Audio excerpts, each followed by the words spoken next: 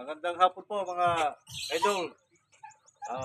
Nandito po ulit kami ni Master Edwin.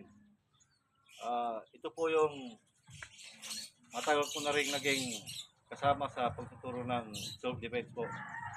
Ako po si Manny Munoz, ang ordinaryong magsasaka po. Tapos na po yung pagtatanim namin ng palay, kaya magbibigay po kami ng konting tulong sa mga nangangailangan, sa mga nabibiktima po ng mga ganitong bagay. Kumbaga, mga hold up, ganun po. Magpapakita po kami ng tutok sa mga nagaganap sa ating buhay. Ganun po yun.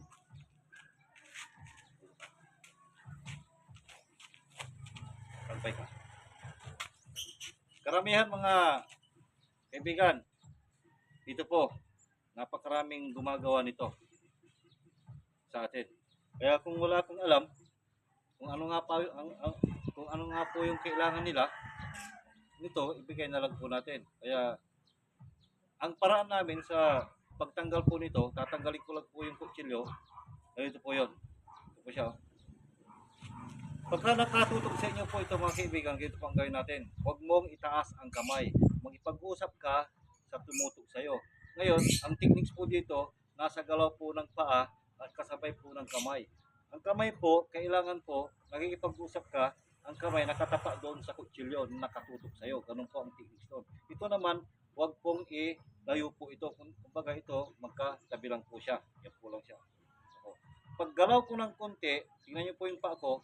Ang importante po dito, sikreto po mga kaibigan, dito po sa galaw ng paa. Isulang po natin.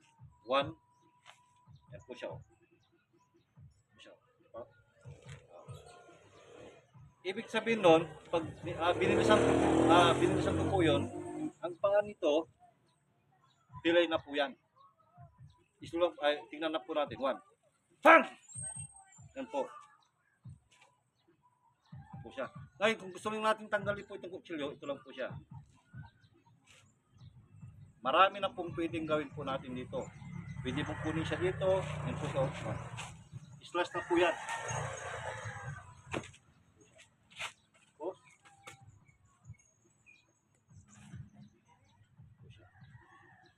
Marami na.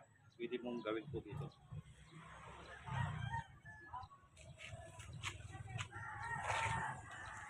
Gusto po ulit natin dagdagan kung paano natin paglaruan ito.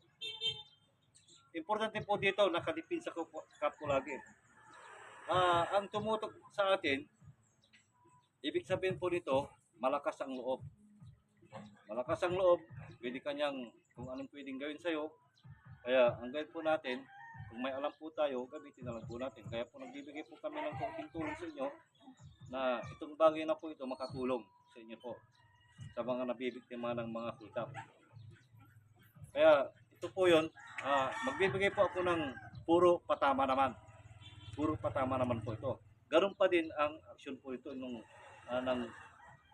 paraan po ito. Ito lang po natin. 1. Panak dito. Doon. Back. Step. Back. Ito po yun. Ulitin po natin.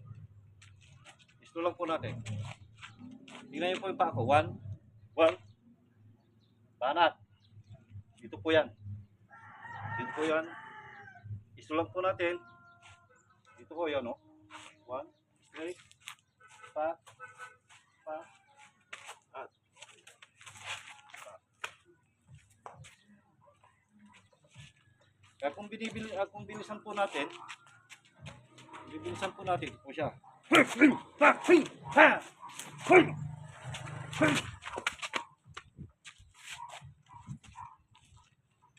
Gusto natin paglaruan mga kaibigan, ito lang po siya. 1.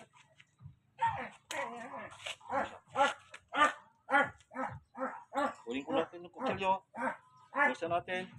Kunin mo siya dito. Tayo. Siya mga kaibigan. Kunin mo siya dito. Ito siya. Laro lang.